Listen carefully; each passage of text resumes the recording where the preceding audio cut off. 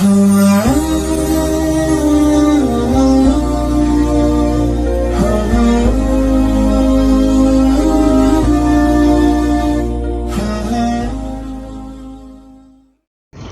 بالله من الشيطان الرجيم بسم الله الرحمن الرحيم والسارق والسارقة فاقطعوا أيديهما جزاء بما كسبا نكالا من الله والله عزيز حكيم فمن تاب من بعد ظلمه وأصلح فإن الله يتوب عليه إن الله غفور رحيم ألم تعلم أن الله له ملك السماوات والأرض يعذب من يشاء ويغفر لمن يشاء والله على كل شيء قدير سبحانك لا علم لنا إلا ما علمتنا إنك أنت العليم الحكيم. د دین نړوان دی آیاتونو مبارک کې الله تعالی جل شانه عم نواله د فساد فی الارض یو قسم چاغه ډاکه دا داغي مخکې الله ذکر وکړو داغي بیا سلور قسمونه بیان کړل او سلور سزاګان هغه آیاتونو کې ذکر شوی داغي. اوس د فساد فی الارض دویم چې کوم دی قسم هغه غلا ده، یو ډاکه ده او یو غلا چې هغې ته سرقه په عربی کې ویلی شي. ډاکه هغې ته ویلی شي په زور او قوت باندې ښکاره چانه سمال اغستل دې ته ډاکه ویلی شي. او سرقه چې کوم دی په خفیه طور باندې پټ طور باندې د چا محفوظ مال چا یو مال خپل محفوظ کړی دی پټ کړی دی هغه محفوظ او پټ مال بیا په پټه باندې د بل مال په ناجائز طریقې سره حاصلولو ته سرقه او غلا ویلی شي. اوس دا غلا د دې حد الله په دې آیت مبارک کې داغي هغه سزا بیانوي چې والسارق والسارقة غل سړی او غله ښځه فاقطعوا ایدیهما د دې دواړو به لاسونه کټ کولی شي که ثبوت پې وشو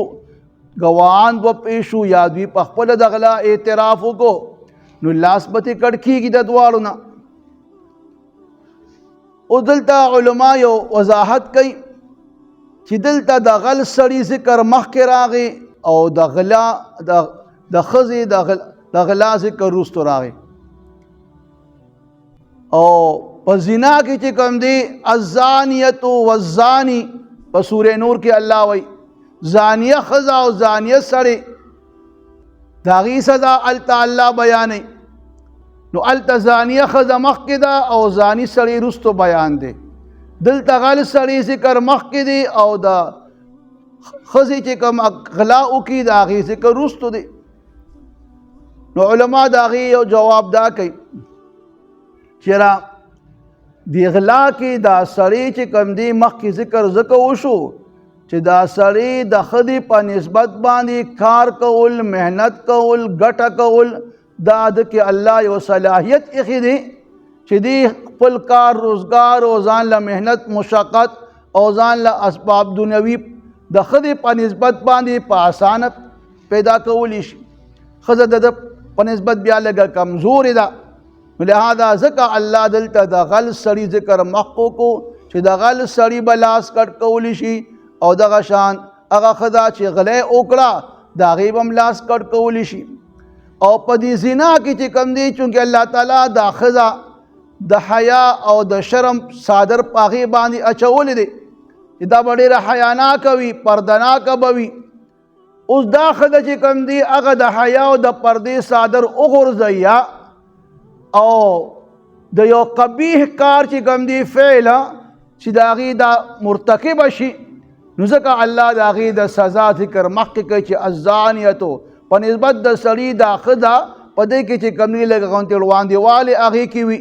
هغه د حیا پردې هغه صادر وګرځي به حیا شي نو دغه دې کې سړی ته بیا زنا کول هم چې کم دی هغه آسان شي ولهدا د هغه ترغیب د خدای طرف نه ملاويږي نو الله ذکر د زانی خدای مخ کې ذکر وکړو روسو پسې د زانی سړی ذکر وشو نو الله وی د دې غل سړی او د غلې خزیبا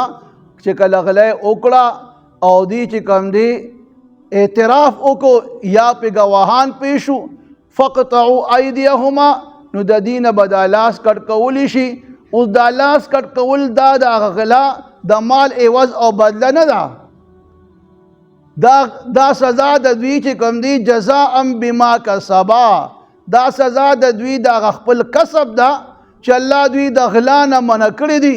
او دوی دغه قبیح کار مرتکب شو نو دغه کار په وجه باندې د دې د بدا سزا ملاويږي او نکال من الله او د غل د لاس کټ کول سړی د خزي نو نکال من الله دا عبرت د الله د جانب نه او تنبیه د الله د جانب نه چې کله د یو غل سړی لاس کټ شو نو دا د ټولو خلکو د پاره بیا چې کم دی یو عبرت وي څوک بیا چې کم دی پاغه علاقہ کې غلا نشي کولی او جرأت نشي کولی او چونکه اوس نن سبا قانون د حکومت داسې پیچیده دی چې غل سزا ورکول نشي نو لہذا صرف جیل کې بند کی او بیا روزي بیا غلاګانې کوي نو لہذا د الله د قانون مطابق کله عمل وشو نو چې د یو غلنا یا یو بدري غلونه چې کم دی لاس کټ شو او نو خلکو ته پته ولګي چې را واقع دلته سزا ملاويږي غلطه نو بیا به څوک چې کم دی د چا نه غلا نه کوي اوس دا تهذیب یافته خلک چې کم دی یو اعتراض کوي چې دا لاس کټ کول دا خو ډېر زیات وحشیانه سزا ده ځکه چې تا د لاس کټ کو دی خو د کار نه وویستو نو دغه دی کې دا خلک وایي چې دا وحشیانه سزا ده خو دې ته نه ګوري چې دا دې کم کار کوي آیا دا وحشیانه کار نه دی چې دې د یو غریب او یو کونډې یا د یتیمو یا د یو محنت کش هغه ځان له څه ګټلی وي او هغه محفوظ کړي وي او دې لاړ شي د هغې نه چې کم دی هغې د هغې هغه مال او پونجي په لږ ساعت کې راوالي او هغې دغه شان تش تور پرېږدي نو آیا دغه وحشي کار نه دی چې دې ته چې کم دی وحشیانه سزا وایي چې هر کله دا وحشیانه سزا شوه د هغې هغه کار هم وحشي دی نو ځکه سزا چې کم دی وحشیانه ده چې دا خلک چې کم دی نه عبرت والی چې کم دی کې د غل سزا وي او لاس کټ کېږي هغه علاقو او هغه ملکونو کې بیا څوک غلا نه کوي اوس دلته چې کم دی د غل او د غلا باره کې ذکر وشو چې را سړی غلا وکړي یا ښځه لاس به ترې کټ کېږي خو د غلا هغه نصاب دلته ذکر نشته او نه چې کم دی بیا د لاس کټ کولو هغه حد ذکر نشته ځکه لاس ټول لاس خو تر اوږې پورې ټول لاس دی نو آیا دا ټول لاس به ترې کټ کېږي یا به څنګلو پورې کټ کېږي یا صرف ګوته چې کم دی هغه هم په لاس کې راځي یو ګوته پرې کټ کېږي نو بیا احادیثو کې چې کم دی د دې بیا بیان راغلی دی چې را څومره غلا به وي نو پای کې بیا چې کم دی د فقهاو اختلاف دی امام شافعي امام مالک رحمه الله امام احمد چې کم دی هغې دا وایي چې کله دا غلا چې کم دی دا چوتای دینار وي او یا 3 درهم وي نو چې 3 درهم شوله یا چوتای دینار شو نو بیا به د غل نه لاس کټ کولی شي که د دې نه کم وي بیا به ترې کټ کولی نه شي او زمونږ امام ابو حنیفه رحمه الله فرمایي چې د غلا دا نصاب دا 10 درهمه دی چې د 10 درهم پورې چا څه غلا وکړه د هغه نه به لاس کټ کولی شي دا اختلاف د دې وجې دی چې د الله پیغمبر د خپلې زمانه کې د یو غل چې هغه یو ډال پټ کړی و نو د هغه ډال متعلق د الله پیغمبر فرمایي چې د سزا د لاس کټ کې د هغه ډال قیمت چې کم دی بعضو په دا کې 3 درهم راځي د بعضې په روایتو کې 10 درهم راځي لہذا احتیاط په دې کې دی چې 10 درهم چا غلا وکړه نو د هغه نه بدله لاس کټ کولی شي خو دا 10 درهم غلا به چا وکړه الله چې دا مال محفوظ وي گویا دا مال چې کم دی په یو کمره کې چا بند کړي وي یا په یو صندوق کې بند کړي تالې وتوالی وي او یا په چې کم دی باقاعده د هغې پیرداري څوکیداري کوي یا نو چې داسې مال څوک پټ کی داغه سزا حد چې کم دی هغه څه دی هغه چې کم دی لاس کټ کول دی. که چا داسې ښکاره مالک وي نه پې څوکیدار وي او هغه دا مال پټ کو نو د هغه دپاره بیا دا لاس کټ کول نشته. اگر نو سزا که قید وغیره وي ابوي خو لیکن لاس کټ کول اله دي چې یو څیز محفوظ وي او هغې چې کم دی د هغې حفاظت شوي وي او بیا چې کم دی تالا وغیره یا پې څوکیدار وغیره وي او بیا په خفیه طریقه باندې دا سړی هغه څیز په طریقه حاصل کی نو دی دغه غلا کې بیا چې کم دی لاس به کټ کېږي تر کم دی پورې نو هغه بیا چې کم دی احادیثو کې د هغې چې کم حد قدو شوي هغه د لاس مروند پورې چې کم دی کلایې پورې به د لاس کټ کولی شي. اوس که فرقه یو سړي یو پرې غلا وکړه نو ښې لاس به ترې کټ شي دوباره یې بیا غلا وکړه بیا ترې د خپه کټ کړي. اوس دوباره چې بیا په درېیم ځل غلا وکړي نو دغه دی کې بیا علما فقها فرمایي چې قاضي ته اختیار هم شته چې بیا دې بل لاس کټ کړي یا دې بیا پسې بل خپله کټ کړي خو لیکن په دې باندې زموږ امام سے فرمایي چې بیا د هغې نه پس دا سړی په قید کې واچولی شي تر څو چې توبه یې نیستولې نو بیا چې کم دی د قید نه به راوځي نه. ځکه چې که فرقه بل لاس ته هم کټ کړي نو بیا خو بیخي دا خوراک به څنګه کوي یا بس استنجا څنګه کوي ځان به څنګه پاکوي نو دغه دی کې بیا اگر چې قاضي ته اختیار شته چې لاس ته کټ که دوباره بلم خو لیکن که فرقه قاضي مناسب وګڼي نو هغې په تعزیر سزا ورکوله چې هغه قید وغیره به وي. بیا بعضې خلک پکې دا اعتراض کوي چې د لاس د یو لاس دیت چې کم دی نیم دیت دا به چا نه خطاً لاس کټ کو نو په هغه باندې نیم دیت بیا لازم دی چې هغه په زرګونو باندې درهمه دی تقریبا 5000 درهم راځي. نو دې وایي چې د لاس قیمت چې کم دی هغه 15 درهمه دی او بیا چې کله یو غلا وکړه سړي نو د هغه د 10 درهمو غلا یې وکړه نو بیا ترې لاس کټ کولی شي. دا خو هم بېانصافي ده چې کم د کم لاس قیمت چې کم دی په زرګونو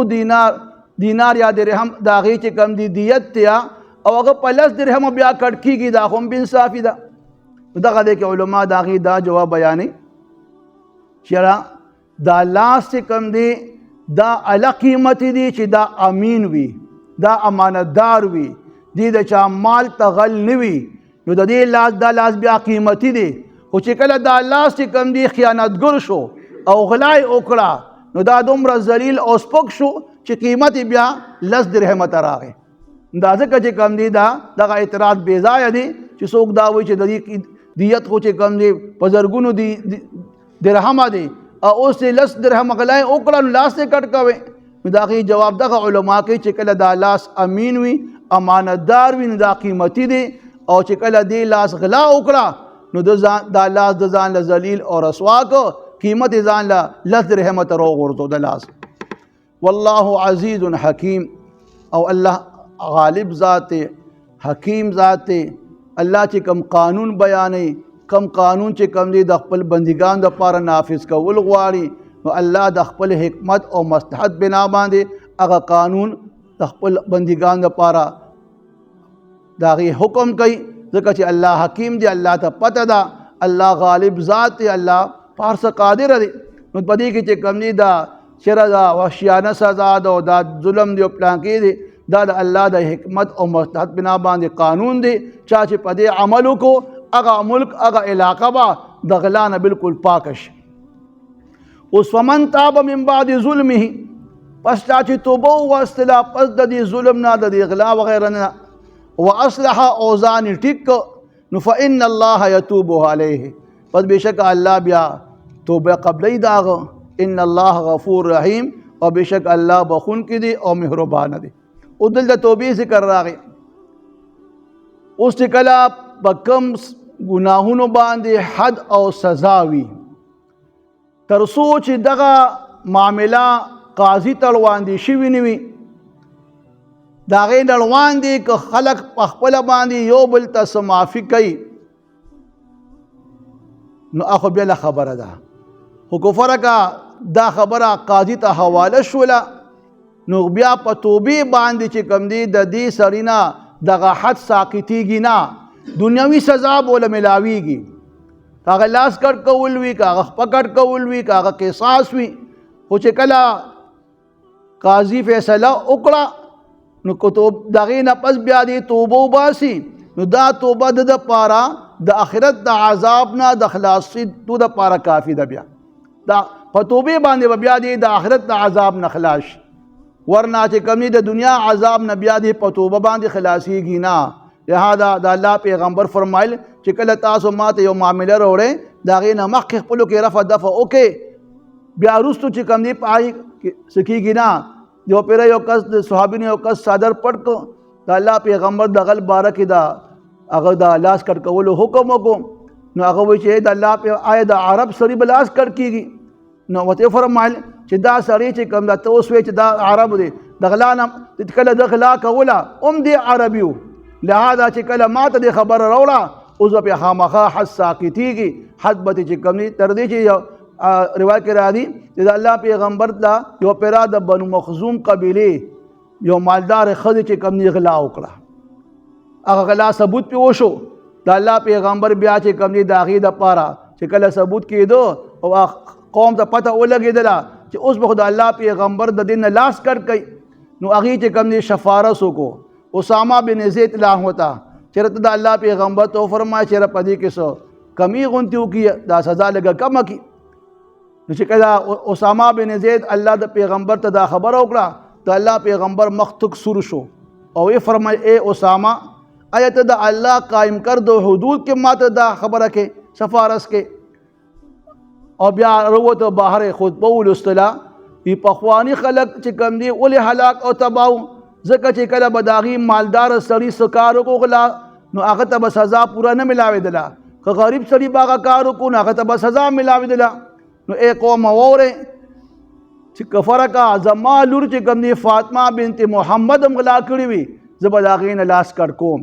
لہذا د الله پیغمبر د هغه بنو مخزوم قبیلې د ښځې د لاس کټ کولو حکم وکړو او بیا هغې چې کوم دی وفرمایل ای د الله پیغمبر توبه وباسم، او الله پیغمبر توبه وباسه، الله توبه قبلی او د آخرت عذاب نه به الله تعالی ته بچ کړي. نو الله چې چا توبه وویستله نو د آخرت د عذاب نه به بچ شي، ځکه چې الم تعلم ان الله له ملک السماوات والارض.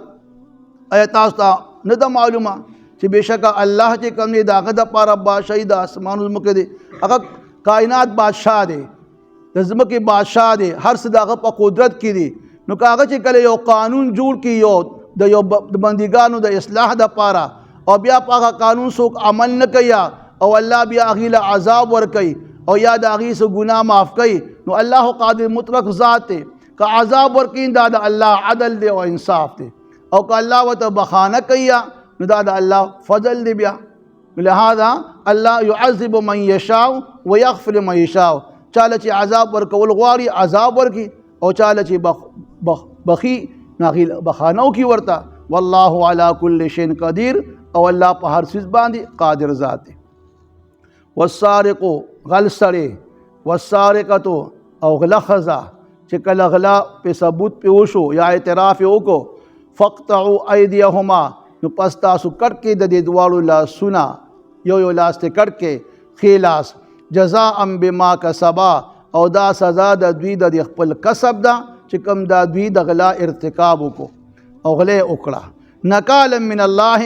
او دا عبرت د الله د جانب نه یا تنبیه خبرداری دی د الله د جانب نه نور خلقو ته چې نو خلق د دې نه عبرت واخلي. نکال ویلی شي هغه سزا چې پای کې نو خلقو ته عبرت وي. والله عزیز حکیم، او الله خاوند د غلبې دی او د حکمت دی. فمن تاب من بعد ظلمه، پس چا چې توبه وویستله پس د دې ظلم نه د دې ګناه د غلا نه واصلح او ځان ټیک کو فإن الله، پس بشک الله یتوب علیه توبه قبلون کی دی د هغه. ان الله غفور الرحیم، بشک الله بخون کی او مهربان دی. الم تعلم، آیات نه د معلومه ان الله چې بشک الله له د هغه د پاره ملک السماوات والارض، بادشاهي د اسمانونو او د ځمکې ده. يعذب من یشاء، عذابوي هغه څوک چې خوښې شي، ويغفر بخانه کوي لمن هغه چاته یشاء چې خوښې شي. والله على كل شيء قدیر، او الله په هر څیز باندې قادر دی. والسارق غل سړی، والسارقه غله ښځه چې کله غلا پې ثابته شوله نفقطع ایدیهما پس کټ کې لاسونه د دې دواړو ښي لاس ته نه کټ کې یو جزاء بما کسبا او دا سزا ده د دوی د دغه کسب چې د غلا مرتکب شو نکالا من الله او دا سزا د الله د جانب نه یو عبرت دی او یا یو تنبیه دی نور خلقو ته والله الله عزیز خاوند غلبی دی حکیم او خاوند حکمت دی فمن تاب پس چا چې توبه ویسله من بعد ظلم پس د دغه ظلم نه د دغه ګناه د غلا نه